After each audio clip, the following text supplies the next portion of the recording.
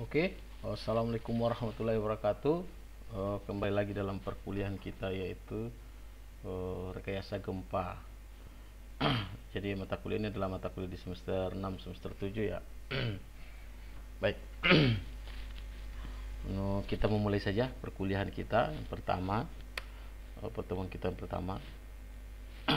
Nah, ini tentang gempa. Jadi ini foto-foto yang saya tampilkan di sini itu adalah kira-kira dampak atau kerusakan yang ditimbulkan oleh gempa.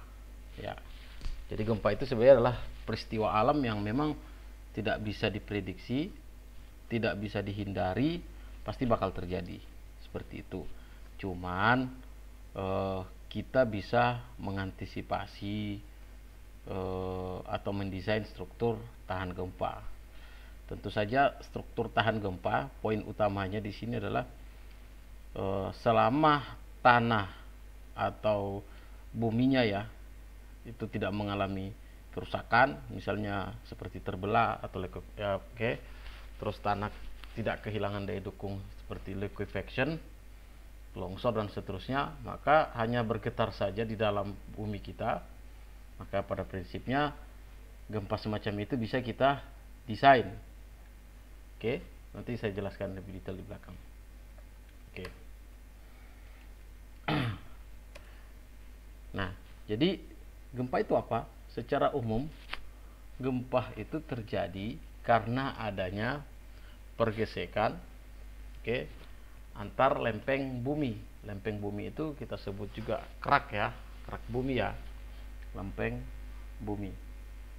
Jadi karena di dalam lapisan bumi kita itu, inti bumi kita itu terus bergerak, sehingga lama-lama lempeng bumi tadi itu bisa bergesek, bisa saling tabrakan, bisa saling menjauhi. Jadi ini adalah sesuatu yang sifatnya memang tidak bisa kita hindari gitu, bakal terjadi seperti itu. Nah, sedangkan definisi dari struktur tahan gempa itu apa? Struktur tahan gempa adalah struktur yang didesain di mana dapat menghindari korban jiwa dan harta benda. Jadi itulah definisi utama dari struktur tahan gempa. Jadi secara prinsip, struktur tahan gempa itu adalah struktur yang didesain untuk menghindari korban jiwa dan harta benda apabila terjadi kayak gempa tentu saja ya. Nah, yang selanjutnya adalah jenis gempa. Ada dua di sini. Yang pertama adalah gempa tektonik, gempa akibat adanya pergeseran lempeng atau plat bumi atau kerak bumi. Yang kedua adalah gempa vulkanik. Ini adalah aktivitas vulkanik, misalnya aktivitas gunung yang meletus itu akan menyebabkan gempa di sekitarnya ya. Nah, selanjutnya kerusakan akibat gempa. Nah, yang pertama kerusakan tanah. Jadi kalau tanah rusak itu tidak bisa didesain. Jadi misalnya tanah terbelah, tanah di dalamnya ada longsor, liquefaction, itu jelas tidak akan bisa didesain. Sejago-jagonya seorang desainer, kalau tanahnya rusak, tidak akan pernah bisa didesain seperti itu. Artinya tidak akan pernah, konstruksi kita tidak pernah bisa didesain terhadap gempa. Oke. Nah, yang kedua adalah tanah itu hanya bergetar saja, sehingga getaran tanah itu ditransmisi ke struktur. Nah, jadi kalau tanah hanya sekedar bergetar saja, nah ini yang bisa kita desain. Nah, sekarang apa itu plat atau lempeng?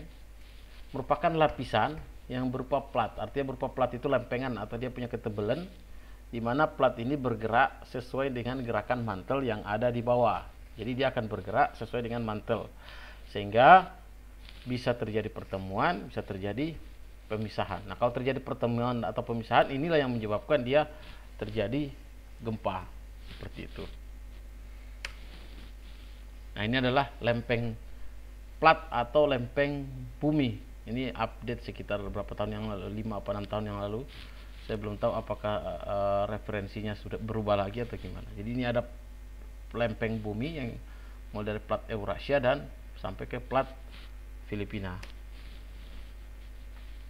Nah, ini adalah lempeng tektonik di Indonesia. Ini adalah gambarannya seperti itu. Nah, ini perlu diupdate lagi seharusnya. Oke. lapisan bumi. Lapisan bumi, jadi bumi kita itu kalau kita bedah itu terdiri dari 3 lapisan utama. Yang pertama tentu saja adalah kerak ya, sifatnya keras dan batuan. Ini yang kita sebut plat tadi, kerak ya. Yang kedua adalah transisi atau mantel, oke, mantel. Dan yang ketiga adalah inti. Nah, intinya ini ada 2, inti luar dan inti dalam. Dan mana inti dalam ini sangat panas sekali. Semakin ke dalam makin panas. Oke. Nah, ini ada beberapa gerakan pada plat-plat tektonik. Jadi gempa terjadi itu ada beberapa sebenarnya. Yang pertama ada yang kita sebut konvergen atau penunjaman. Jadi misalnya ini ada plat A dan plat B ketemu, maksudnya lempeng A ya, lempeng A dan lempeng B ketemu, seperti itu, menunjam, saling menunjam. Itu akan menyebabkan terjadi gerakan tumbukan ya, sehingga terjadi gempa. Misalnya ini Australia dan Asia, pertemuan antara plat Australia dan Asia. Nah, yang kedua adalah pemisahan, jadi terpisah. Ini adalah divergen. Nah, kalau pemisahan ini juga akan menyebabkan terjadinya gempa. Hasil pemisahannya bisa akan membentuk palung atau laut dalam. Oke. Nah, yang ketiga adalah tumbukan. Jadi ada 2 lempeng saling bertemu, lempeng A dan lempeng B saling bertemu, seperti itu, menyebabkan juga terjadi gempa, sehingga hasilnya akan seperti pegunungan Himalaya misalnya ya, gunung tinggi ya, seperti itu. Yang terakhir adalah patahan. Jadi ada patahan, ada yang atau transform, ada yang berbentuk horizontal dan ada yang berbentuk vertikal. Oke. Nah, ini gerakan pada tepi plat tektonik, kita bisa lihat di sini apa namanya, gambar ininya, gambar apa namanya, gerakan pada tepi plat tektonik ini apa sih sebutannya ini, animasinya ya, bisa dikatakan seperti itu ya. Jadi mulai dari konvergen itu saling menunjam, terus ada divergen itu memisah. Oke, terus apa lagi namanya? Ada lagi namanya patahan. Seperti itu.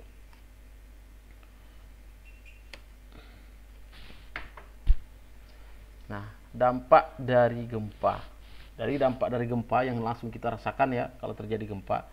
Yang pertama itu ada dampak yang secara langsung, dan yang kedua adalah dampak yang secara tidak langsung. Artinya dampak secara tidak langsung itu adalah kejadian setelah terjadi gempa, tidak langsung tapi beberapa saat kemudian, beberapa jam kemudian, seperti itu. Nah, dampak secara langsung itu adalah tanah ambles, liquefaction, liquid dari kata liquid itu cair ya, tanah kehilangan kekuatan karena seolah tanah itu seperti air ya, tanah seperti seolah mencair. Yang ketiga adalah tanah terbelah. Nah, dampak secara langsung ini sudah otomatis kalau kejadian seperti ini dia tidak akan pernah bisa didesain. Jadi apabila gedung kita atau konstruksi kita berada di atas tanah yang mengalami seperti ini, maka pasti tidak akan bisa didesain. Artinya efek dari jembatan ini, konstruksi kita pasti akan rusak juga, seperti itu. Nah, yang kedua adalah dampak secara tidak langsung. Nah, ini adalah tsunami, tanah longsor, kebakaran dan banjir. Tsunami itu terjadi beberapa saat, bisa sejam 2 jam setelah terjadi gempa, dan tsunami itu terjadi, nanti akan saya tampilkan videonya seperti apa, mengapa tsunami bisa terjadi. Umumnya tsunami itu pasti terjadi karena pusat gempa atau tempat kejadian gempanya ada di dasar laut, seperti itu. Patahannya juga adalah patahan secara vertikal. Nah, ini adalah dampak dari gempa. Ini contoh misalnya dari tanah ambles. Nah, ini yang saya katakan bahwa sejago-jagonya seorang desainer, kalau tanah amblas seperti ini tetap tidak akan bisa mendesain gedung tahan gempa. Sama dengan ini, liquefaction, tanah terbelah. Oke. Nah, dampak secara tidak langsung tadi kita sudah jelaskan, ada tsunami, yaitu naiknya gelombang laut akibat adanya aktivitas tektonik atau gempa ya. atau vulkanik di dasar laut. Oke. Yang kedua tanah longsor, itu pergerakan massa batuan tanah akibat erosi, gempa, getaran, dan lain-lain. Ketiga kebakaran, yang keempat adalah banjir. Nah, di sini tsunami itu seperti apa ini kita bisa lihat nih. Oke. Nah, lanjut. Di sini ada sumber gempa, epicentrum, dan hipocentrum. Jadi ini kita andaikan bahwa di sini ada gedung, ya, tempat kita mengamati lah, ya, seperti itu. Terus di sini ada S, ini adalah sumber gempa. Jadi ketika terjadi gempa, ini adalah S. Jadi ES itu adalah epicenter. Epicenter itu adalah lokasi tepat berada di atas pusat gempa. Ya. Oke. Sedangkan R itu adalah energi gempa, diukur dari skala Richter. Energi gempa diukur dari skala Richter. Oke. G adalah gedung yang terlanda gempa. Jadi tempat kita mengamati. Oke. Seperti itu. K adalah kedalaman sumber gempa. Jadi jarak dari ES ke S. Nah, ini kilometer satuannya. Oke. J adalah jarak gedung dari epicenter. Jadi jarak antara ES dan G, ya. A adalah percepatan maksimum permukaan tanah di bawah gedung. Jadi percepatan maksimum permukaan. Nah, sekedar saya gambarkan bahwa kalau terjadi gempa seperti itu, misalnya di titik S ini sumber gempa terjadi semacam patahan atau gerakan di dalam, maka dia akan memancarkan semacam gelombang. Gelombang itu tentu saja kalau namanya gelombang punya yang namanya percepatan. Kalau percepatan kita kalikan dengan massa, dia akan menjadi sebuah gaya inersia. Gaya. Itulah yang kita katakan sebagai gaya gempa. Jadi gaya gempa itu adalah massa dari gedung kita dikali percepatannya. Ini adalah sesuai dengan hukum 2 Newton tadi. Jadi dari dua persamaan, dari dua variabel itu kita sudah bisa mengetahui bahwa kapan konstruksi kita didesain terhadap gempa, bila massa besar, atau yang kedua adalah percepatan besar. Percepatan tentu saja kaitannya dengan daerah rentan gempa, massa tentu saja kaitannya dengan gedung kita seberapa besar. Apakah 1 lantai, 2 lantai, 3 lantai, dan seterusnya. Seperti itu. Oke.